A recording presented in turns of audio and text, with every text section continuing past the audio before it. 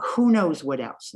Father Greg Boyle, who works with gangs down in LA, says, look at what someone's carrying, not how they're carrying it.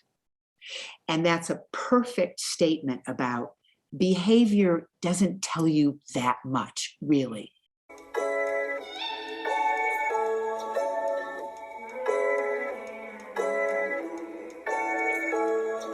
What's up, everyone? Welcome back to the Above the Veil podcast. My name is Ryan Brown, and today we have Pamela Sackett with us. Pamela, how are you doing? Good. Thank you. Yes. Thank you for being here. Thanks for the opportunity. Of course. No, I'm glad you're with us today. It's a very important conversation to have. Pamela essentially teaches emotion literacy, something we are very much lacking in our upbringing.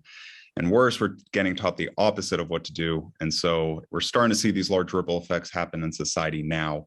Before we get there, give some background for Pamela. She coined this term emotion literacy back in 1992, years before the famous book came out by Daniel Goleman called Emotional Intelligence.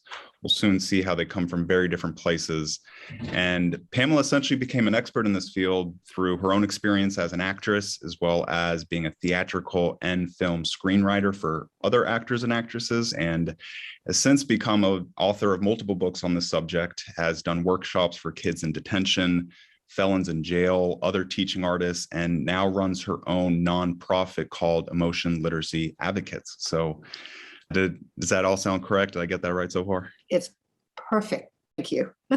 And so before we start to touch on what emotion literacy is and the difference with emotional intelligence, I did want to mention some stats. I was pretty surprised myself when going online. This was actually on the CDC website. And a few of the statistics I were given was that 19.1% of adults in the US have an anxiety disorder.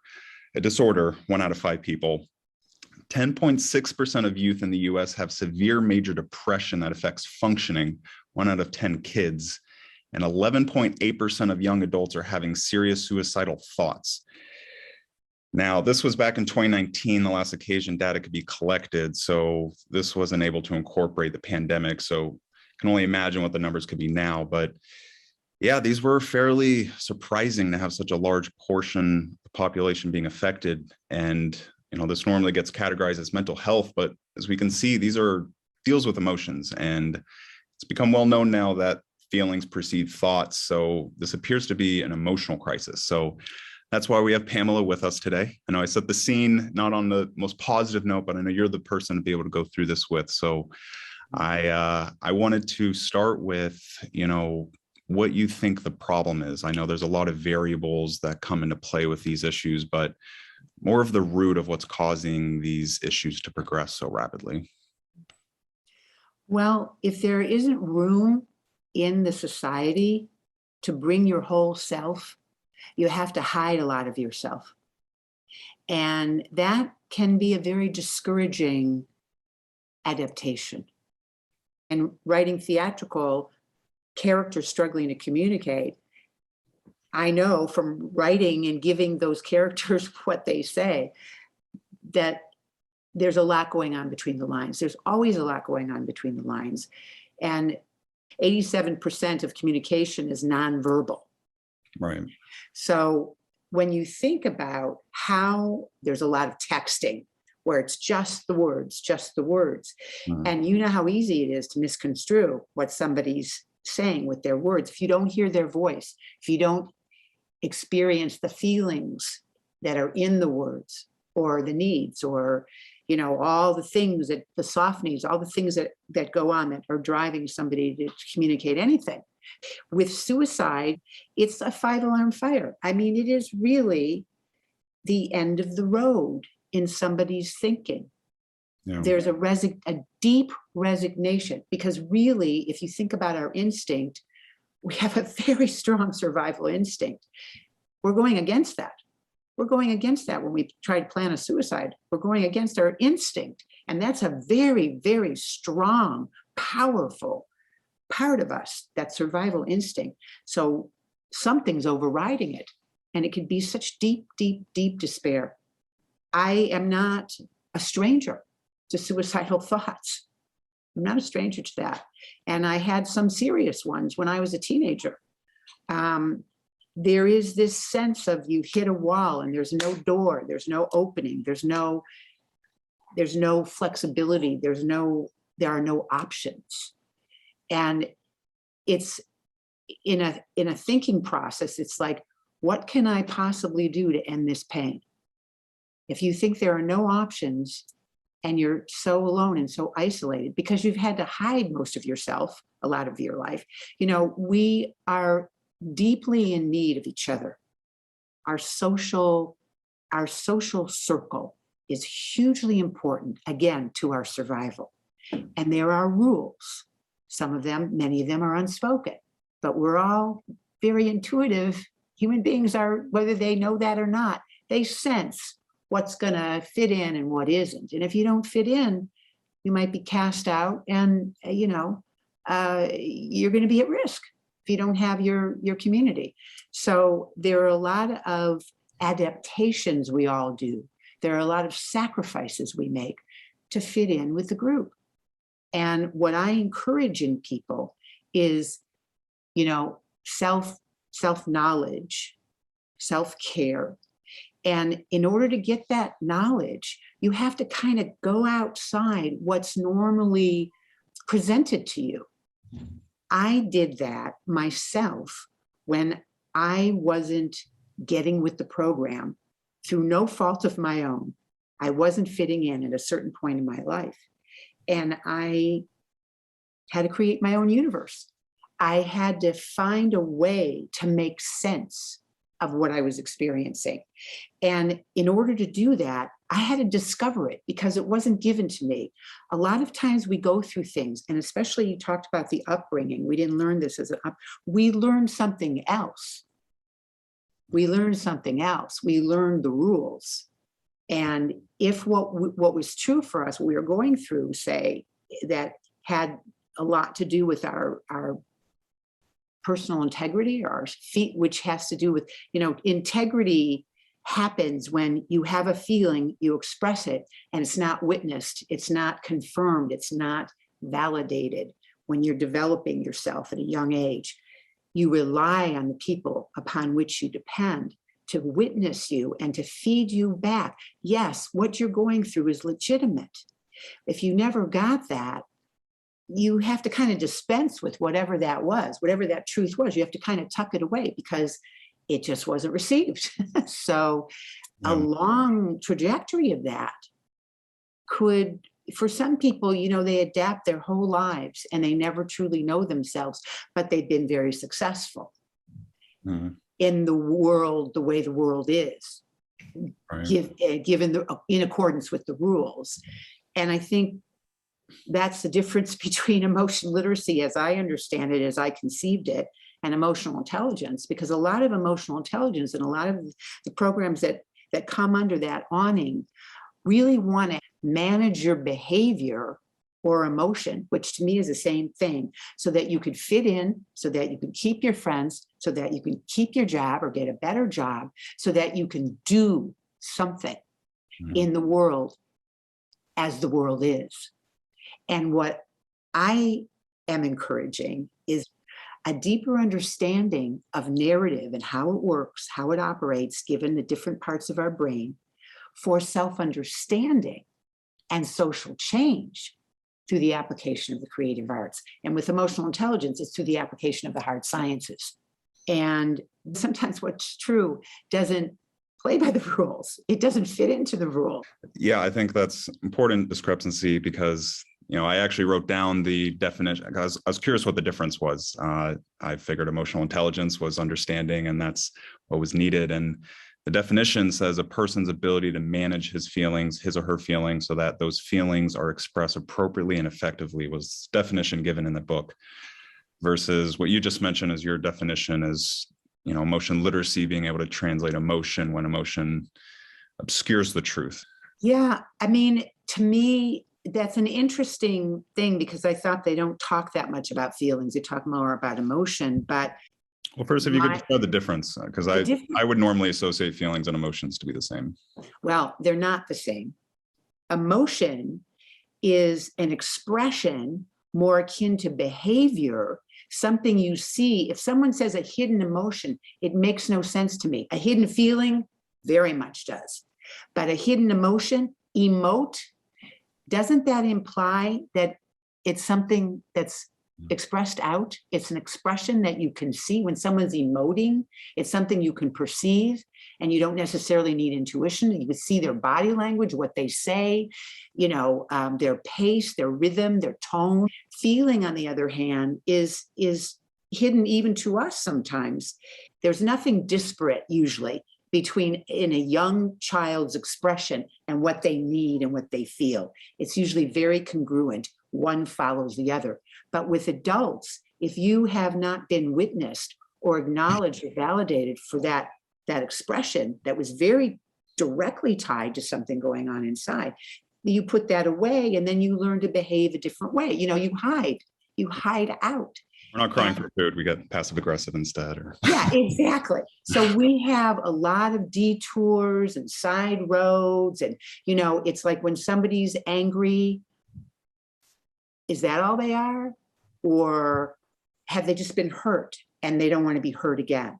Have they just been disappointed and they put up a wall? Because most people don't want to warm up to someone that's angry. It's a pretty good way to put up a defense and a guard.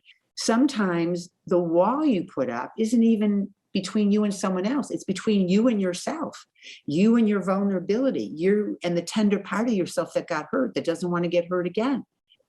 To me, that's narrative that's generated from our security needs, from our survival brain. Something's going on that we sense is a big, big threat. Whether it is or not, we perceive it that way. We believe it's that way. How can we write a different story? Because a lot of what goes on is repeating the same old story. It's just, do we need to have an answer right away? Or can we afford to take the time, slow down, and discover something different, make a different choice? How many people say, I do not know? And I think that's one of the problems, why we default so quickly to the security brain. And I'm no different. I do it too. You have to find a way to sit inside yourself where you can slow things down. And you have to develop a practice of doing that. And I don't just mean in the moment, on your feet. I mean writing or journaling or drawing, some kind of creative, something where you can originate something on paper in a stream of consciousness way. And you start writing. If someone says, well, I don't know what to write, I say, put that down. I don't know what to write. Let that be your point of departure. See where that takes you. Just start. And there's so much to discover in our unconscious. There's so much that we could learn. It's like a frontier in a way. We go out, we look at space and the planets. We have this whole planet inside to discover. And I think we're at a point now in time where we really need to turn around and look within. If we can get people to a place where they have their basic needs met. And was one of the other things I wanted to make sure I talked about today was this one thing Alice Miller wrote about in her book. She worked with somebody who worked with people in prison, who were in prison for very serious crimes. And they could recount what their childhoods consisted of. But it didn't really make the difference until they connected with the feelings that were part of those circumstances. That's where my whole thesis around language and emotion literacy comes from. If our language and our way of thinking tells us that to cry is to break down or to fall apart or to be weak, I mean, that is such a fundamental part of our health. And we still are following that rule. That's not what you do. Emotion literacy, really, that's all it means. It means emotion is not a clear communication of what's going on inside, what we need, what we feel, what else, the memories, associations, what else might be going on there. It's not a clear communication. That's the premise. So therefore, we need to translate it. Like emotion is a language that is different than the internal language. So we have to translate, what does that really mean when you behave this way, when you say these things? What's really going on there? I think it starts with the awareness, right? Needing to translate and look into things more. A lot of times we think it's just emotion, but I think that's a good awareness, is understanding that there's a lot more than the emotional expression. There's actually most of the time a gap between what we're expressing and what we're actually feeling in a rooted degree. And so a big part of that, like you're describing, is the narrative that gets placed around things, how what's good and bad and how it's weak to do certain things. And it's tough, I think, in our society now.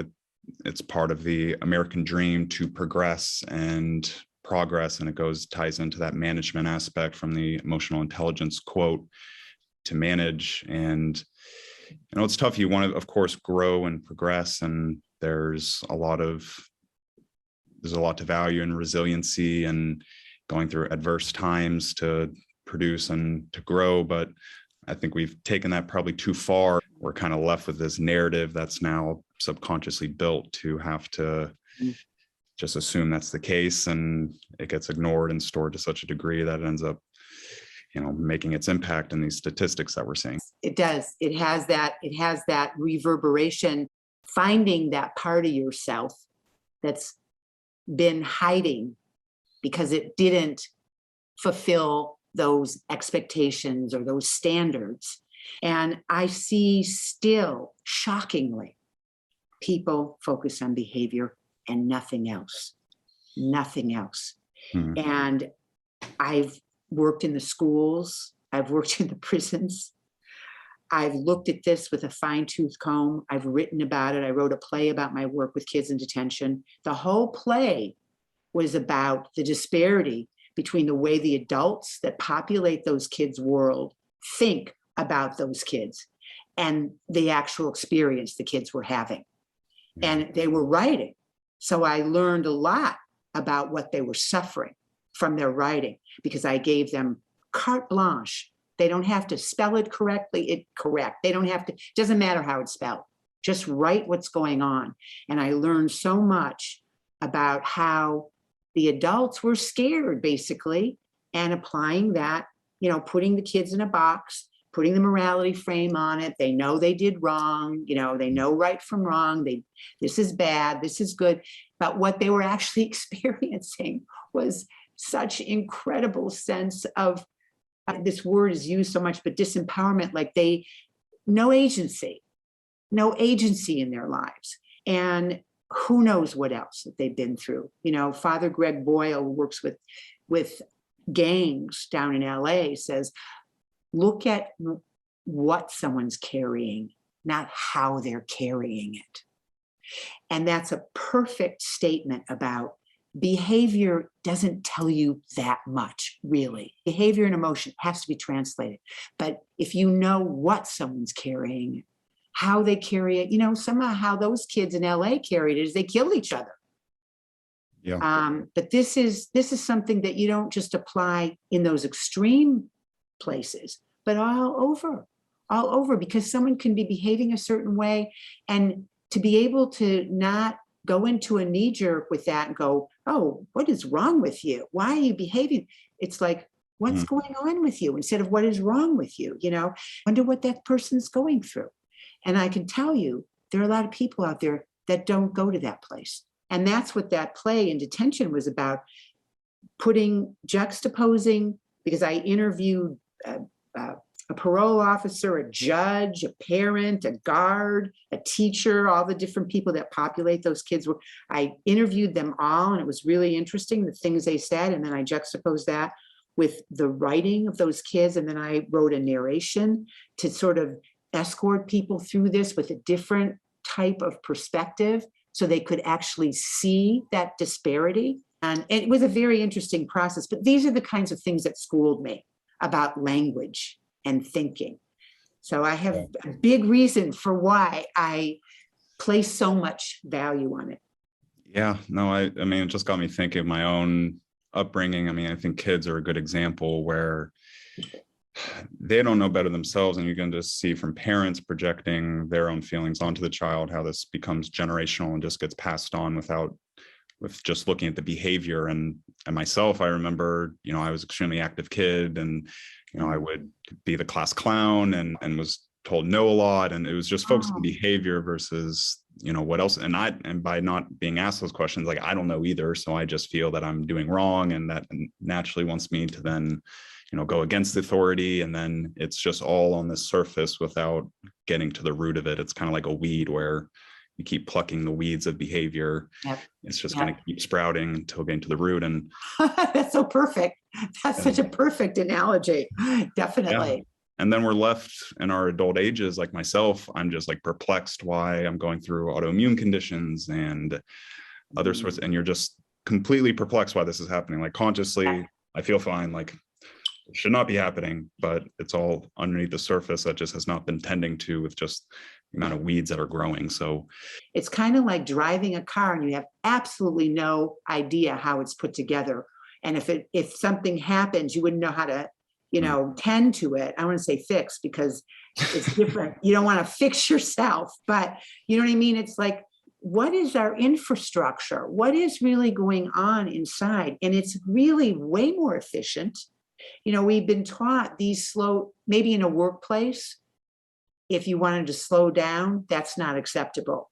You have to be productive. And we've talked about this. And I know this is a big thing because that's in one of your podcasts where you tell your story about the whole idea of rushing through and being productive, and, which is all behavior oriented. It's all behavior centric, achieving.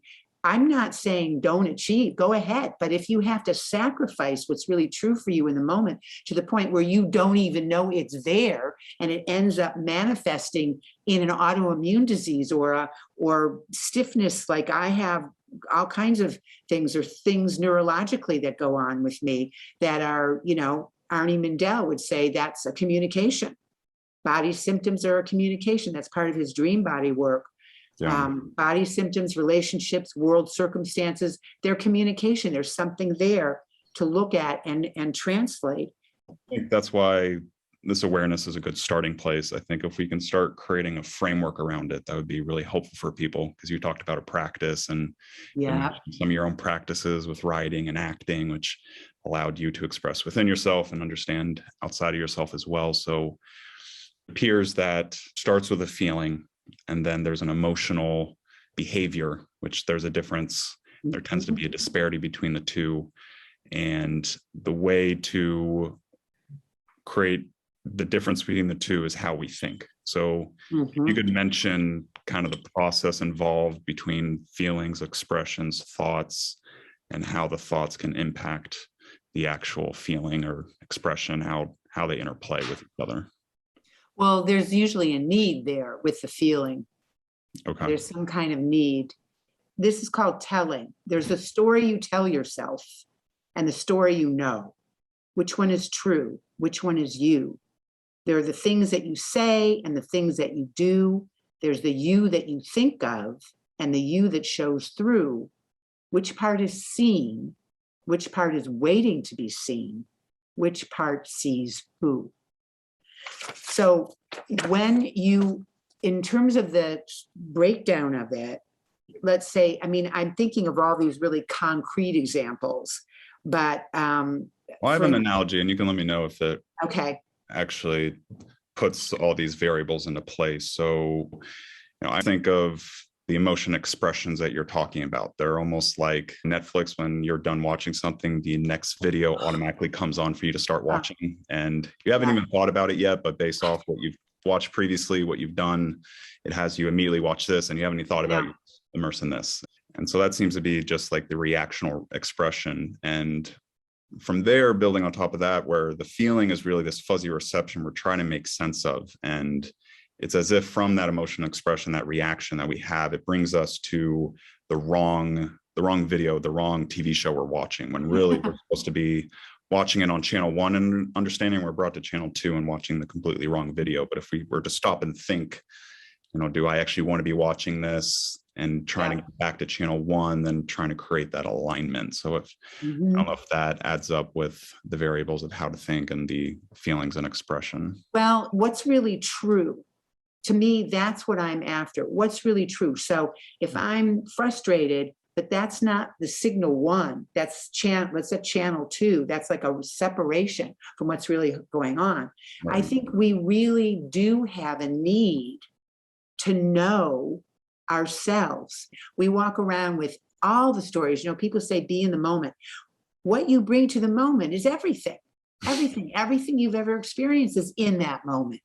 And it's interesting how people want to just cut everything out. There's so much still effort to cut all that out.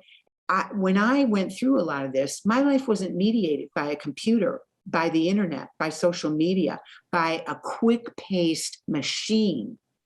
And we are running to catch up with that pace. And it's not, it's not our pace, really. I mean, we'll adapt. We're very adaptive human beings. However, I see still a lot of people that are very bound by their computers and their phones, and they are doing that same thing that's been done for years, looking at things based on behavior, traumatized and too scared to pause and say, I don't know, and I want to discover, So it is a process that can happen in little bites, You can do a little bit a day, writing, any activity that is going to have a slower pace to it. I don't know how many people sit and meditate when they're in trauma. They might try to meditate when they're in trauma, but usually when you're in trauma, you need to be soothed, and thinking isn't really the medicine. And you could soothe yourself, but exploring and learning, when you're in trauma or PTSD, you really need to have a sense of more, tending to, like a bath, with some of these things that we go through. We just simply need to be soothed and reassured.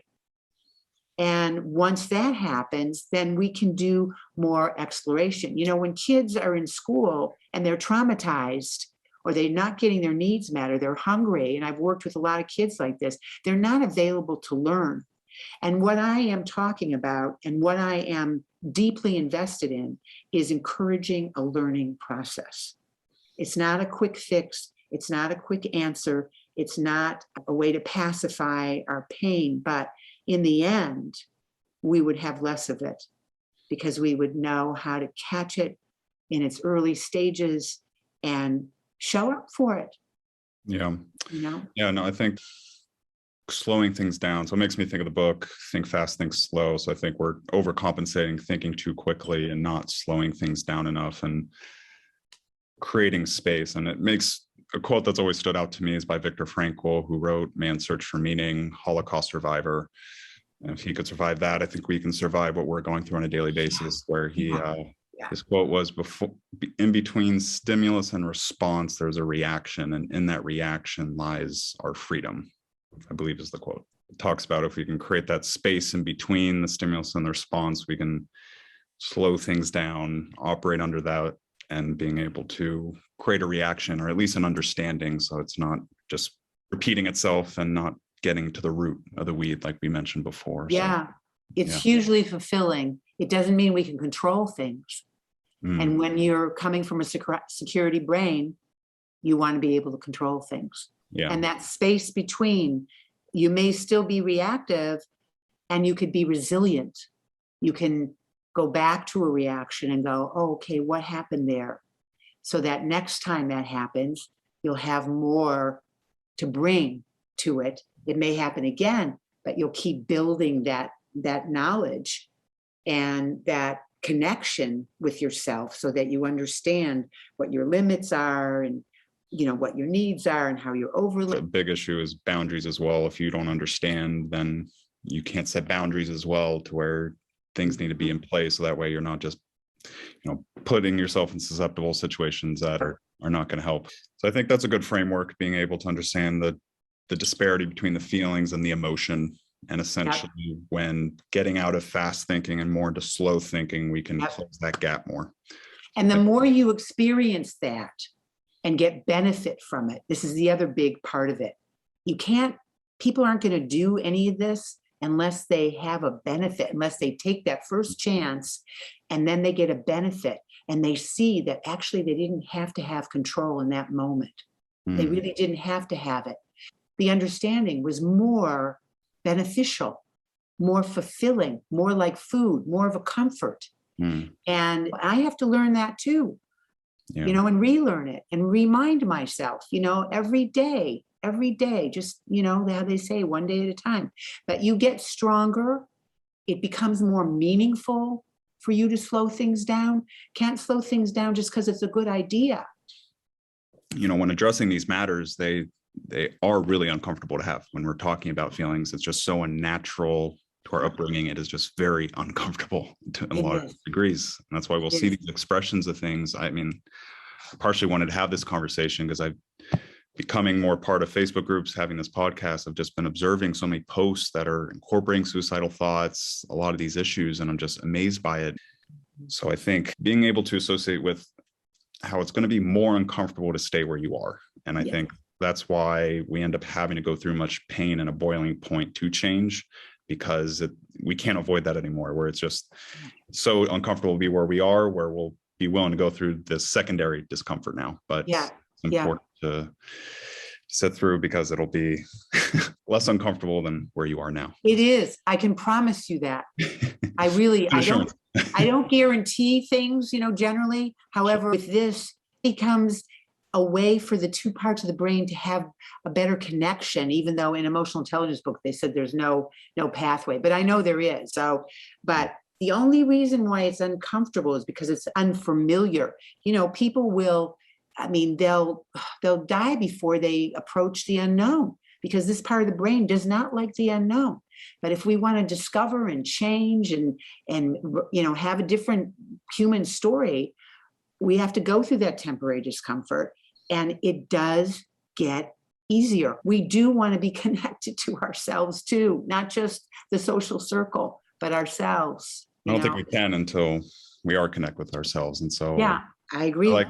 I like that perspective where we're strangers to ourselves in a large degree, where if you can view it that way, then I think we're more prone to at least start addressing it.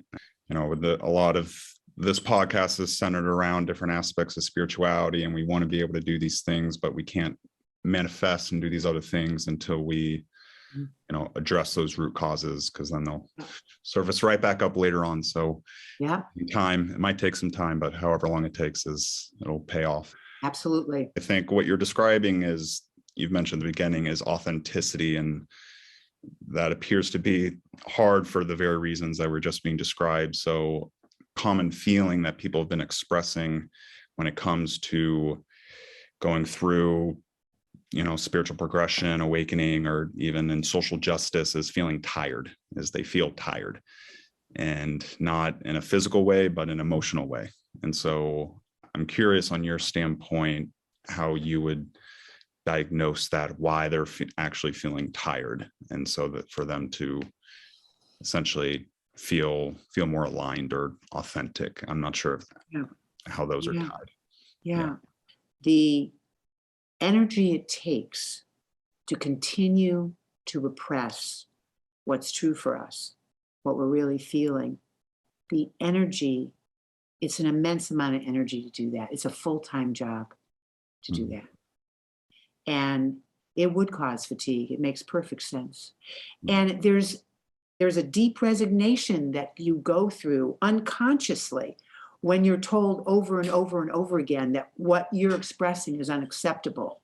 And it's so damaging, especially when a child isn't going to express anything that isn't authentic. At a certain point, the child learns how to lie. They learn the rule. But it doesn't change. The rules don't change what's true that we're going through. So on some level, you're carrying around this burden of resignation and this sense of conditional acceptance when the feelings you exchange with friends, if you believe that their love that they express towards you is based on certain conditions, or you have to behave a certain way. I mean, that's what we all grow up with. But if that's still true in your social circle, and there is some truth to that still, it's discouraging because we want to be accepted for ourselves. That's a soft need. That's a completely we really just want to love and be loved.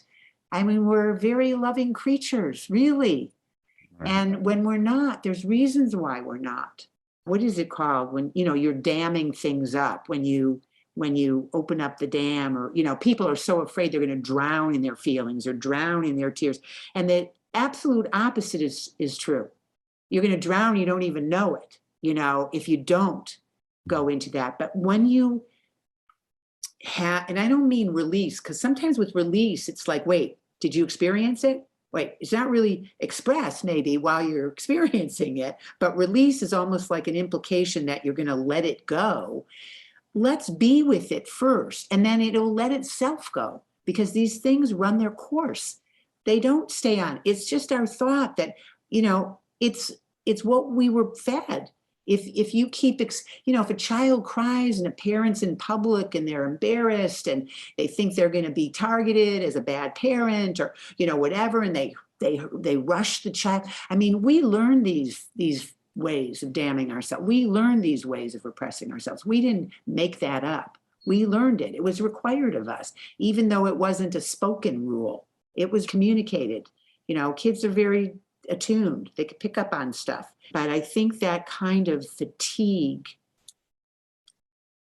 would change. So when I go into something that I'm pushing down, I didn't even know I was pushing it down, and I was tired doing it, but I didn't realize, I let that feeling be there. I greet it. It gives me energy. I get such energy because I was holding it down. So at the core of it, that's what we really want. We want safety and security and love. And we do want understanding and meaning and purpose. And that's where this part of the brain comes in, the critical creative thinking. It's not enough just to have those animal needs met, the comfort and security. We are humans, and we have capacity to do more than that. The more we are able to use both of our brains and use this one where it's really relevant, and when it's not, we can tell with this part, it's not.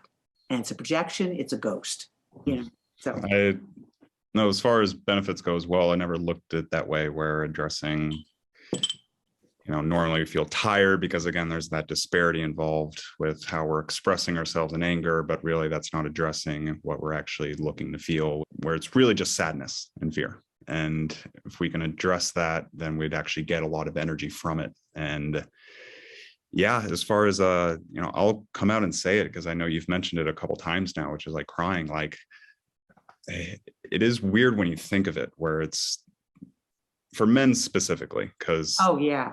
One of the stats I didn't mention before from the CDC was that men are 3.7 times more likely to commit suicide. And I think there's large reason why, because there's a certain narrative, and there's more that gets repressed. And, it just doesn't have to be looked at that way. I think that's, old thinking, where I know my own experience, this past year has probably been the most amount of crying I've done, and it's the best I've ever actually felt, being physically with my autoimmune conditions and aches and pains. I mean, scientifically, it shows that it, puts you in a parasympathetic state versus the sympathetic state out of survival mode. It reduces cortisol, and it's such medicine. It would be, and it's just all part of the feeling spectrum, right? It's as if that's right. Shouldn't cry, then it's like you shouldn't laugh. It's like that would be the equivalence of it almost. Absolutely. Yeah. There are endorphins to be had that you wouldn't get unless you run around the block. All you have to do is sit there and let those feelings emerge. Now, I'd say all, but it's difficult. It is difficult. And it's important to remember that the feeling runs its course. It's more of an entrapment not to have it. The having of it entraps someone else, possibly. I think that's how we got that message, because I've never seen a repressing child, a child squelch. I mean, a very young child, until they learn that that's what they have to do, then they learn it very well. And especially the male of the species, especially, it's definitely something that, I mean, when I went into the prisons, I worked with felons. They were men, and it's just tragic. And I am very much interested in anybody who's been taught that crying is a sign of weakness learns the truth about crying, because there is a science to crying. And it is not going to have the side effects of a pharmaceutical drug. But I don't know of one that gets you to cry. Usually it gets you to not cry. So yeah, I mean, that's great to hear that you've given yourself that experience, you've allowed that experience, and you see the results that it has. It's really quite healing. It's important, it's again uncomfortable. It's not natural for me to be expressing this or saying, but I feel it's important to do so, because there is a lot of issues going on, and particularly with men going into these severe conditions. You're seeing it with felons and the suicide rate. So I think it's an important thing to address, and being able to be aware, and hopefully just over time being able to lessening the stigma over time, and being able to have it incorporated by getting to that root, the feeling, and however, maybe it doesn't have to be through crying, can be through other means, but hopefully it doesn't have to get to those points if it can be addressed earlier on as well. So yes, it's all a process that just starts with becoming aware. That's why I appreciate having you on and walking us through the meanderingness of.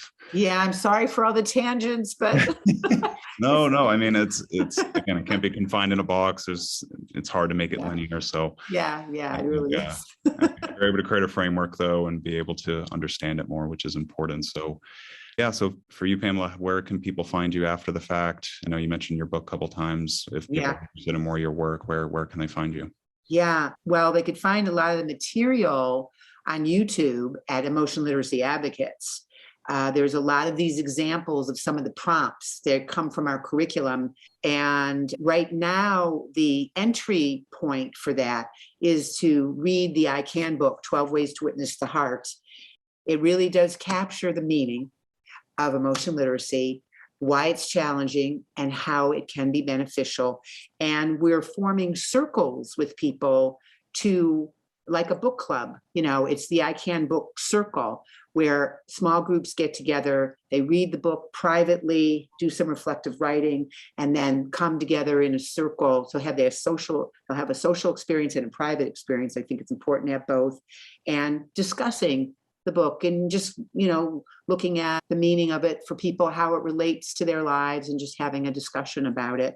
That's like a 4-week process. Instagram has a lot of things. It's also Emotional Literacy Advocates, same name.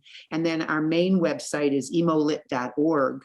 There's also a short video series that I did. There's, I think, 11 little 2-minute episodes called One Thing for Sure. So one thing for sure about uncertainty, one thing for sure about self-knowing, different topics like that. One thing for sure about grief. And, those are just things you can view to just become more familiar, because like I said, the more familiar you are with a way of thinking that's more open to that interior, the easier it is. And then it does get easier. It becomes more of a comfort than a sort of, wandering through foreign territory, because you're connecting with a part of yourself that's been waiting for your attention. Great place to start, especially when people are really unfamiliar with this territory and how to explore it. I think simply just by reading, a book on it, just reading through can get you starting to connect more and understand. So I'll definitely make sure people get those resources. And so overall, that is a wrap, everyone. I'm actually going to be creating a Facebook group for people, anyone watching the episodes, to be able to join, to be able to ask any questions that they're going through. But more importantly, be able to mention topics that they would like to see, and I'd like to try to incorporate those in the following episodes. As far as next episode goes so far, that'll actually be on the chakras and pertaining more to these energies and blockages, and I think there'll be a lot to learn there. So make sure to subscribe if you'd like to hear that or hear more content like the episode here. As always, hope to find you on the other side of the veil in our next episode. Pamela, thank you so much. Appreciate it. Thank you. Thank you very much.